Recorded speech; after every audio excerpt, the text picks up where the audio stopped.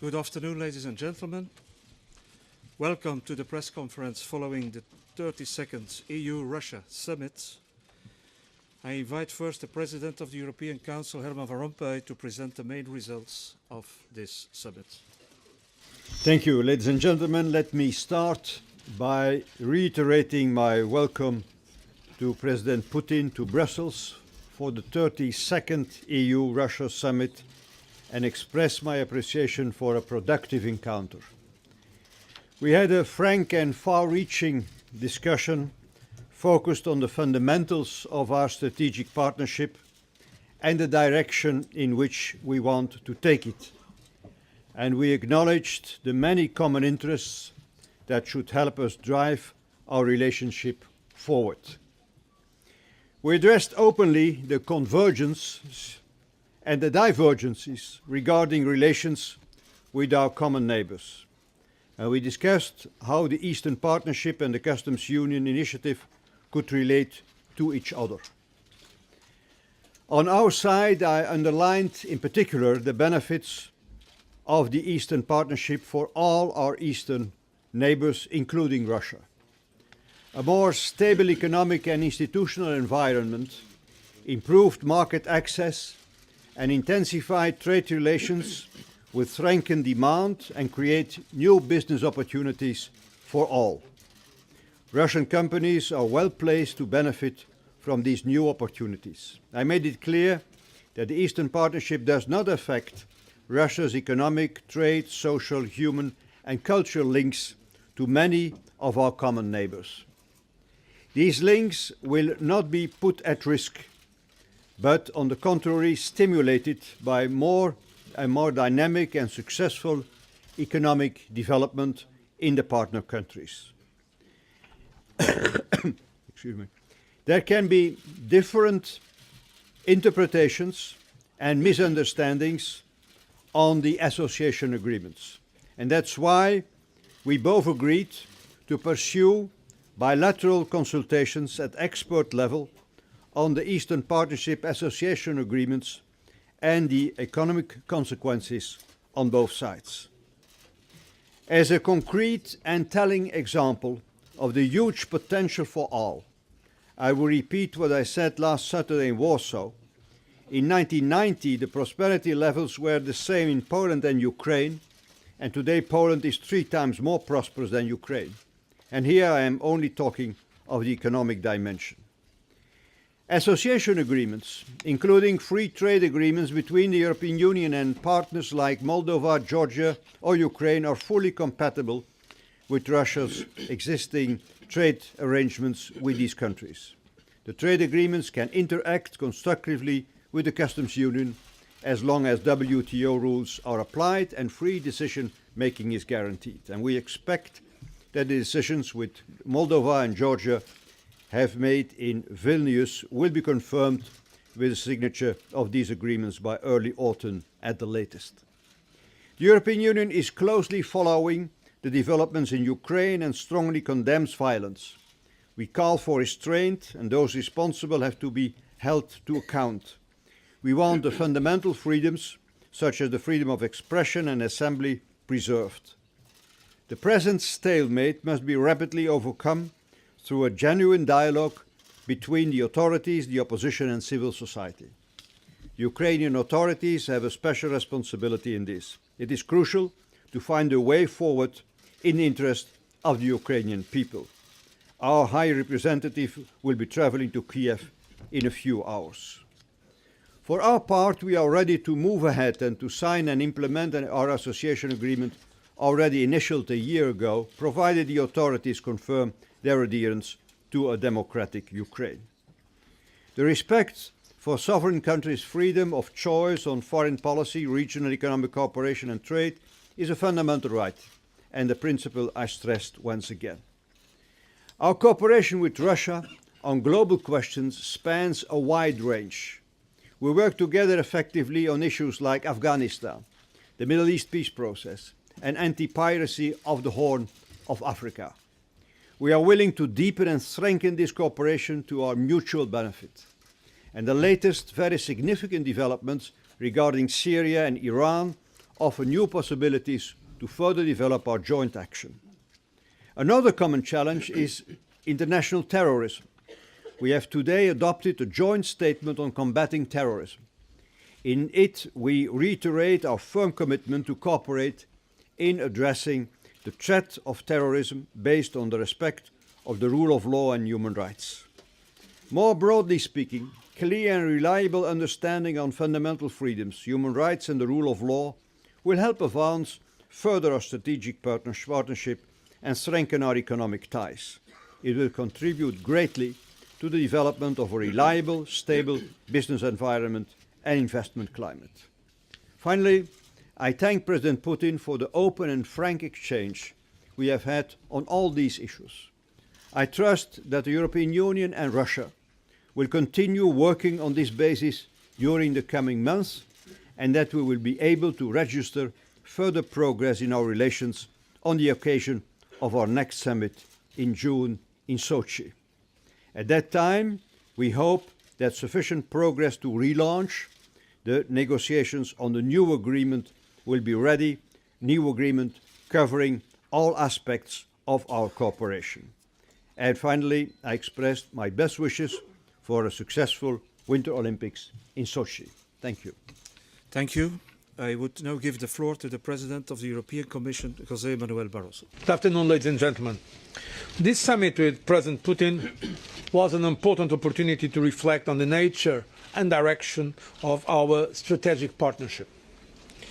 As Dostoevsky once said, much unhappiness has come into the world because of bewilderment and things left unsaid.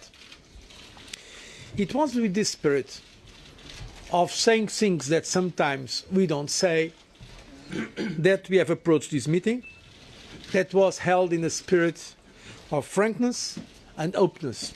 And I believe it was helpful to clarify some issues. Our relationship and our common interests are too important to not address our differences. We need each other to ensure stability and prosperity throughout our shared continent and to produce solutions to the many challenges we face together. To do this, we need mutual understanding and strategic trust. We are, of course, not starting from scratch. We are working extensively together within our Partnership for Modernization, in science, for instance, through our joint work in the G20 and G8, for example. We have supported the Russian chairmanships on many international issues, like the fight against terrorism, as addressed in the joint declaration we adopted today on combating terrorism. Once again, let me firmly condemn the recent barbaric attacks in Volgograd, which deserve our strong and firm condemnation. But to move forward in our relationship, we need to address some outstanding issues in which sometimes we have differences. And we also address some of these differences during our talks today. The European Union has actively supported Russia's accession to the WTO. But since then, a number of measures that we believe are trade restrictive were introduced. We believe these obstruct our economic relationship, and we also need to find a definitive solution for long-standing pending issues such as the Siberian overflights. Rule of law and fundamental freedoms, of course, are critically important also in our relationship. Another way to reinforce our trust is to work jointly in one of our most important strategic and shared objectives, to create a common economic space from Lisbon to Vladivostok. It may seem a dream, but dreams can become reality. To achieve this, we should build on the principles of respect for sovereign decisions, democratic societies and open markets. The integration of our continent will not be achieved overnight. It needs to go step by step.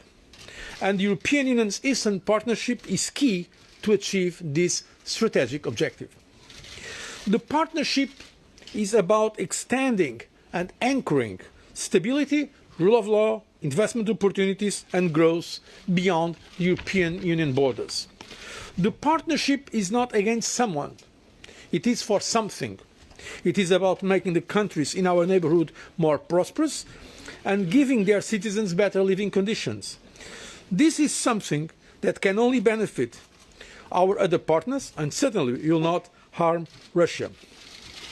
That's why today also we have agreed that we should pursue bilateral consultations at expert level on the Eastern Partnership Association agreements and their possible economic consequences for both sides. Our Eastern partners should be free to decide their own path. We therefore look forward to sign association agreements with Moldova and Georgia later in the year. We naturally also discuss Ukraine. We express deep concern about the escalation of violence, casualties and reports of missing persons and violence against protesters and journalists. The use of force is not the answer to the political situation. The authorities need to engage in a serious high-level dialogue with the opposition and civil society and to repeal the laws approved by the rather restricting civic freedoms. I called President Yanukovych last week to pass these clear messages. Commissioner Füle has travelled twice to the country in the last 5 days, and High Representative Cathy Ashton is travelling to Kiev today. I think it is both in the European Union and Russia's interest to contribute to the stabilisation of the situation based on the rule of law and respect of human rights. No one stands to gain from the absence of law, order and freedom. In this context, I want to take note of today's decision by the Rada to repeal the 16th of January laws restricting fundamental freedoms. If confirmed, this, together with the adoption of amnesty law, will be important steps to de-escalate the situation and to facilitate further steps through political dialogue towards a political solution for the crisis. We have been very clear condemning violence in Ukraine. To conclude on our summit, I think we need to change the perception that one region's gain is another region's pain. We in the European Union are against the mentality of bloc against bloc. We believe the European Union and Russia have all to gain from a cooperative attitude. We should work on how to move our partnership from a partnership of need into a partnership of choice through a new agreement.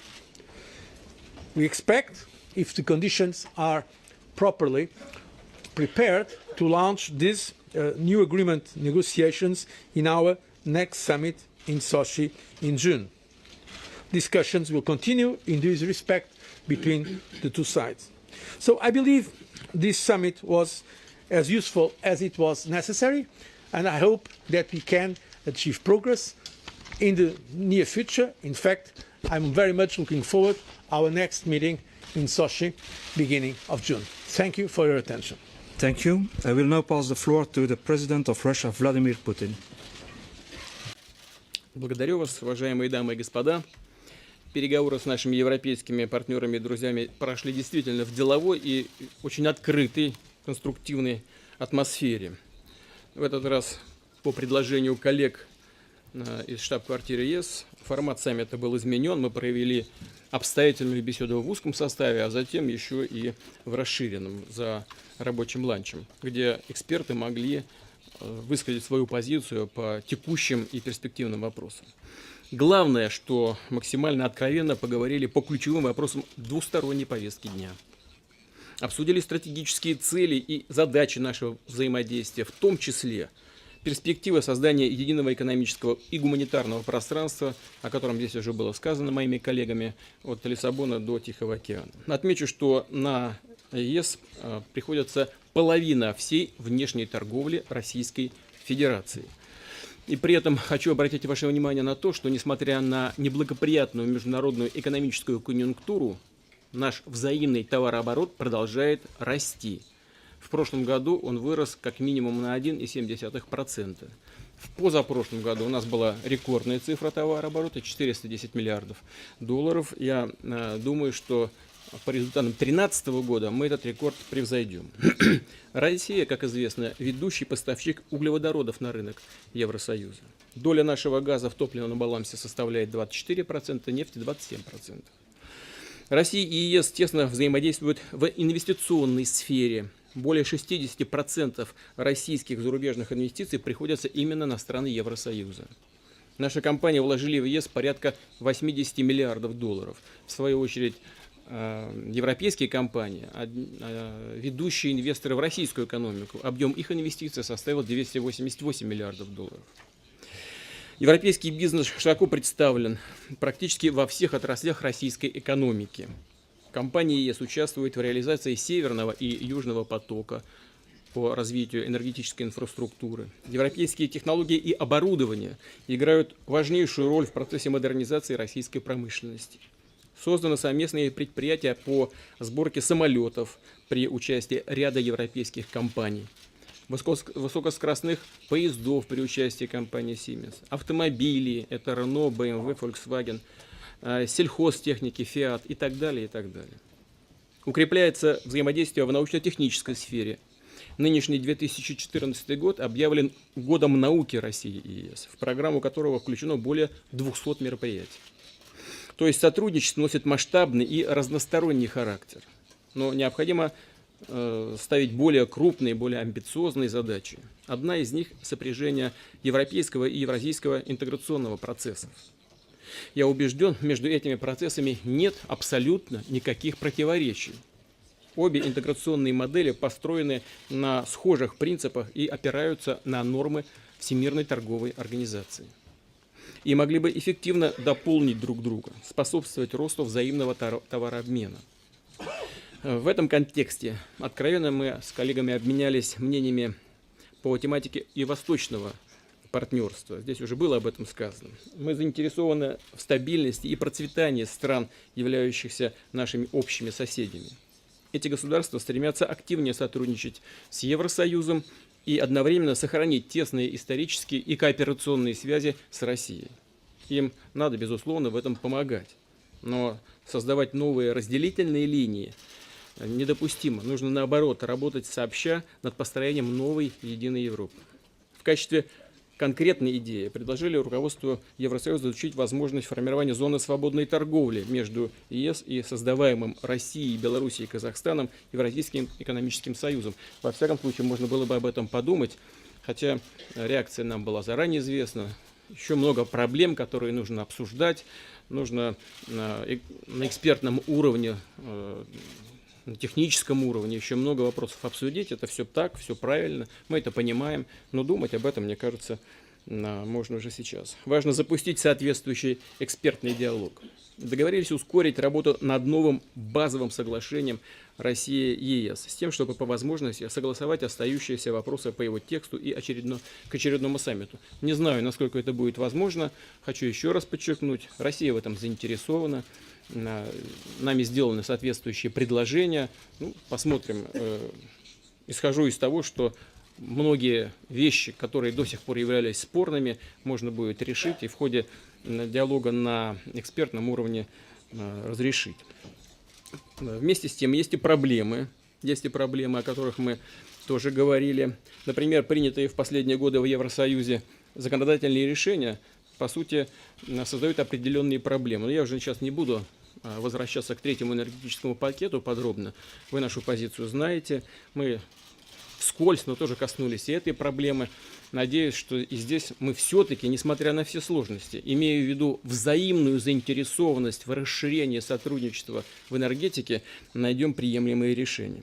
Состоялся заинтересованный разговор по вопросам безопасности, противодействия общим вызовам и угрозам, в том числе и в борьбе с терроризмом. Кстати говоря, пользуясь случаем, я хочу поблагодарить наших европейских партнеров. Это прежде всего наше сотрудничество на двухсторонней основе с некоторыми европейскими странами за совместную работу по обеспечению безопасности Олимпийских игр в Сочи.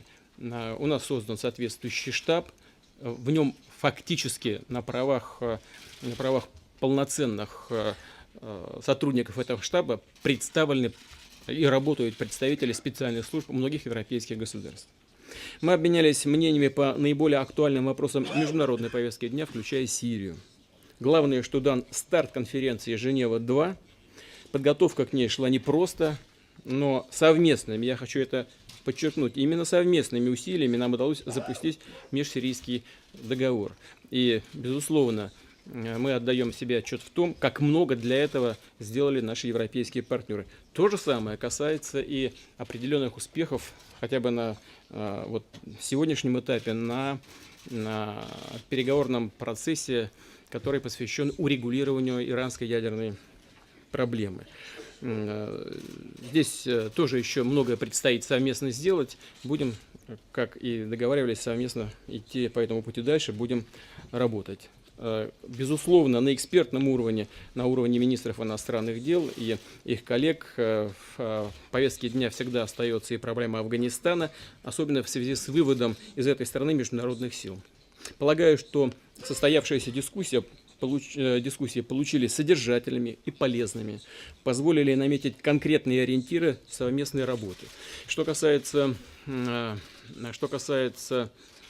договоренности о наших консультациях по поводу восточного партнерства, то мы согласились с нашими европейскими партнерами, что это будет в высшей степени полезно, имея в виду, что многие вещи, с которыми мы сталкивались и которые нам становятся известны из средств массовой информации, российской стороной и нашими европейскими партнерами понимаются по-разному. И назрела насущная необходимость и потребность сверить часы на экспертном уровне, поговорить на этот счет и понять, как возможные решения в этой сфере будут влиять на наше экономическое самочувствие. Мы договорились провести следующий саммит в 3 июня, накануне саммита Большой Восьмерки в России, в городе Сочи. Большое спасибо за внимание. Thank you for your statement, President Putin. Now there is some time for a few questions.